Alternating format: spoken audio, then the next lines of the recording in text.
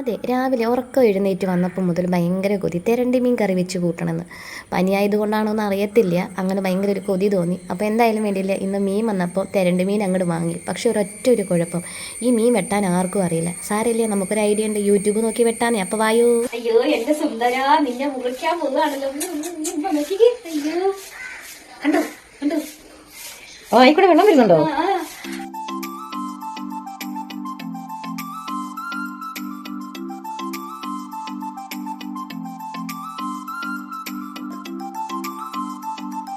അങ്ങനെ തെരണ്ടി മീൻ വെട്ടാൻ അറിയാത്ത ഞാൻ യൂട്യൂബ് നോക്കിയിട്ട് മീൻ ഫുള്ള് വെട്ടി ക്ലീൻ ആക്കി കഴുകി എടുത്തിട്ടുണ്ട്. ഇനി നമുക്ക് കുറച്ച് കപ്പയും കൂടെ ഇതേപോലെ വെട്ടി കഴുകി വാരി എടുത്തിട്ടുണ്ട്. ഇതാ കപ്പ നമ്മൾ വേവിച്ചും എടുത്തു കേട്ടോ. അപ്പോൾ കപ്പ റെഡിയായി വന്നപ്പോഴത്തേനും ഇത് നമ്മുടെ തെരണ്ടി മീൻ നമ്മൾ അടുപ്പത്തേക്ക് വെച്ച് കൊടുത്തിട്ടുണ്ട്. കറി ഇതാ ആയിക്കൊണ്ടിരിക്കുകയാണ്, തിളച്ച് വറ്റിക്കൊണ്ടിരിക്കുകയാണ്. അപ്പോൾ ഇതാ കുറച്ച് തെരണ്ടി മീൻ നമ്മൾ പൊരിക്കാനും എടുത്തിട്ടുണ്ട്.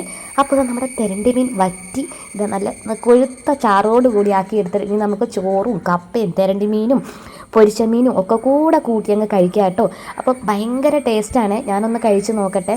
നമ്മുടെ കുഞ്ഞിപ്പൊന്നൂസാണെങ്കിൽ ഭയങ്കര കളിയാണ്. ആൾ ഇടയ്ക്ക് വന്ന് ഓരോരോ വായ തിന്നുള്ളൂ. എൻ്റെ പൊന്നു അപാര ടേസ്റ്റാണ്, പറഞ്ഞറിയിക്കാൻ വയ്യ. ഒന്ന് ഇതേപോലെ ഒന്ന് ഉണ്ടാക്കി കഴിച്ച് നോക്കണം കേട്ടോ. തെരണ്ടി മീൻ എന്തായാലും ഒന്ന് ഇതേപോലെ കുടംപുളിയൊക്കെ ഇട്ട് ചെറിയ ചാറോടുകൂടി വറ്റിച്ചെടുക്കണം കേട്ടോ. അതിൻ്റെ കൂടെ നമ്മൾ കപ്പയും കൂടെ കൂട്ടി കഴിക്കുമ്പോൾ ഉണ്ടല്ലോ അപാര ടേസ്റ്റാണ് കേട്ടോ.